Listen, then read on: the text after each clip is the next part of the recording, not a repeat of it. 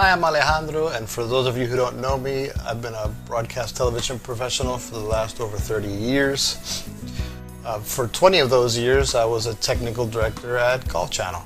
But today I want to take a look at a product from Kiloview, and it's their 4G LTE bonding encoder.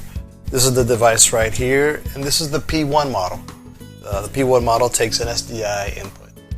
There's a P2 model, and that takes an HDMI input, but beyond those two differences, they're all the same. This works pretty much like the Kiloview Solo. It takes 4G LTE signals and combines them to send a nice strong signal. So let's take a look at some of the features. It weighs in at just under a pound, so it's very light. It has a cooling fan, which keeps it cool outdoors because you're going to use this in the field most likely, and here in Florida where I am, it gets pretty darn hot. It has a web management portal that you can access via its built-in Wi-Fi hotspot, and it has a built-in battery that lasts between 3 and 5 hours. So like I said, it takes 4G LTE signals and bonds them together. It has two internal 4G cellular modems, and so you'll just get a couple of SIM cards for that. You can also get two USB modems and plug them into this. And then you can also connect either an Ethernet or a Wi-Fi connection to get up to 5 connections in total. It sends these signals to the patented Kilolink bonding server, and they provide that for free. You basically download instructions that tells you how to deploy the server on a Linux server. They recommend using a cloud server, so you can spin up an EC2 instance on AWS, and I've done that. I also have it installed on a physical computer here at my house, and that's what I'll be using today later.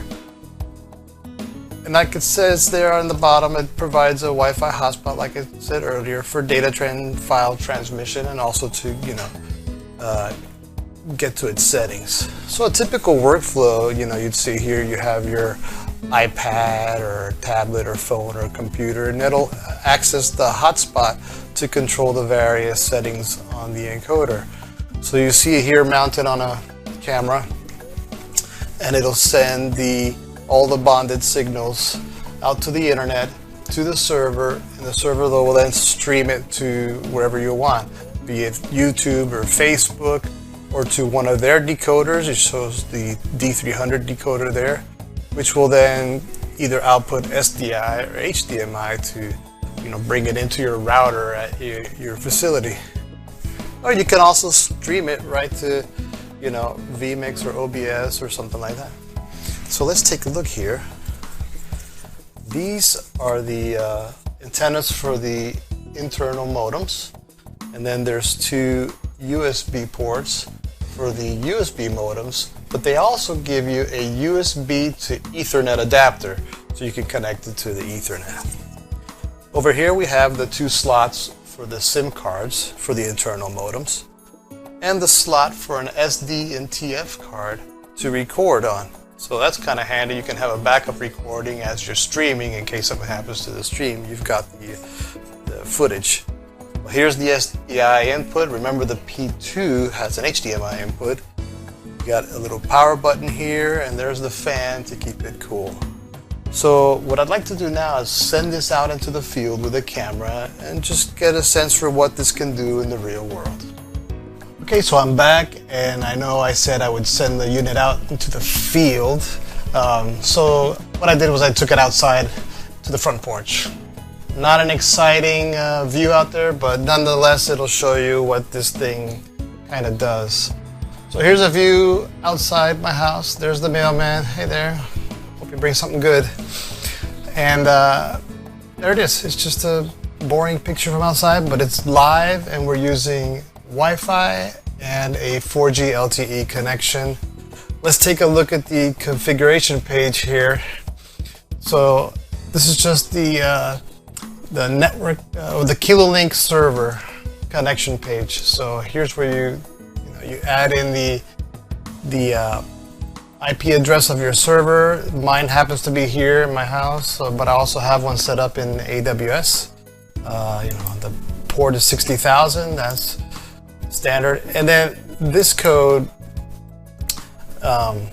is generated by the Kiloview server application. So you generate one for this device, you put it in here, and there you go. Network delay, I have it set at 400 milliseconds. It's what it defaulted to.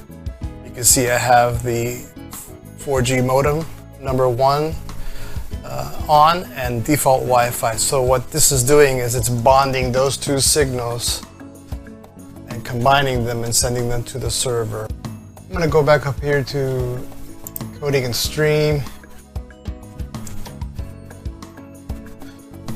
Encoding and Stream settings.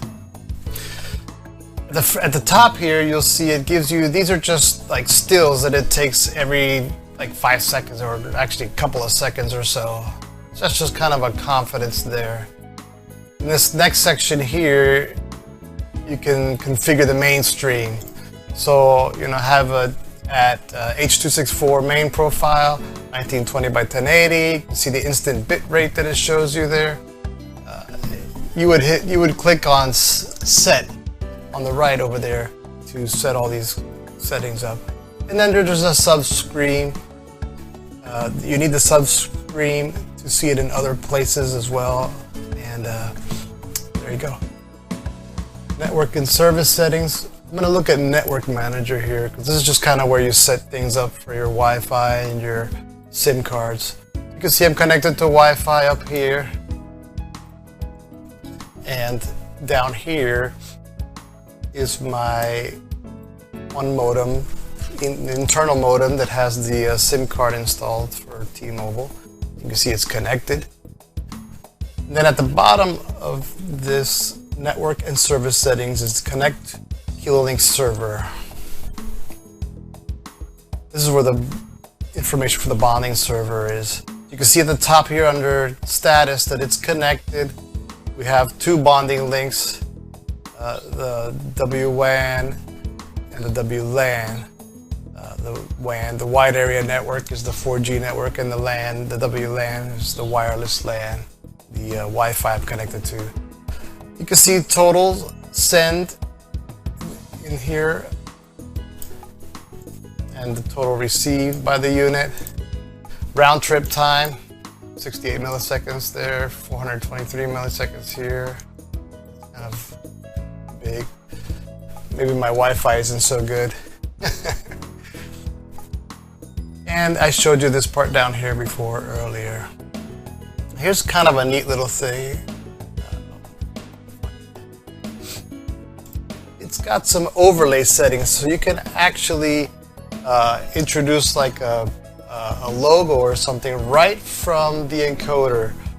Let's take a look here.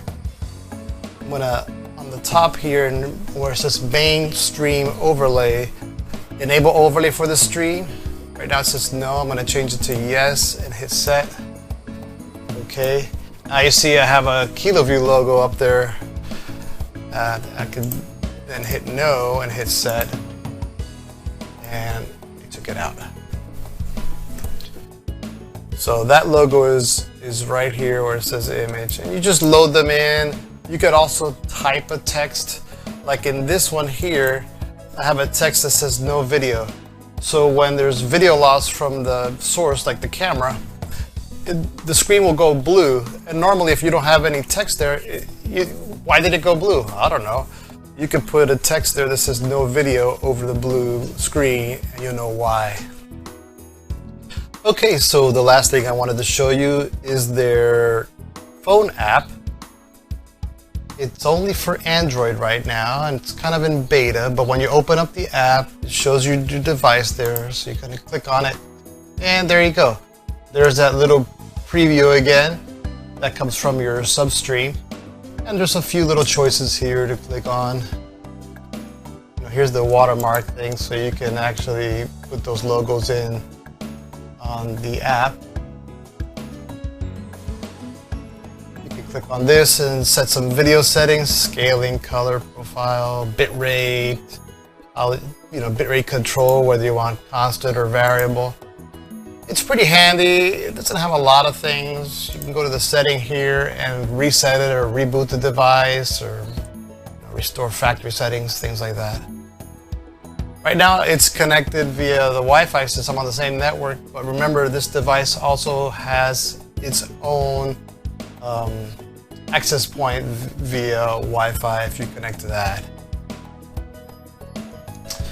So there you go, that's my little tour of the Kiloview P1 bonding encoder. I hope you enjoyed it. It was hopefully somewhat informative.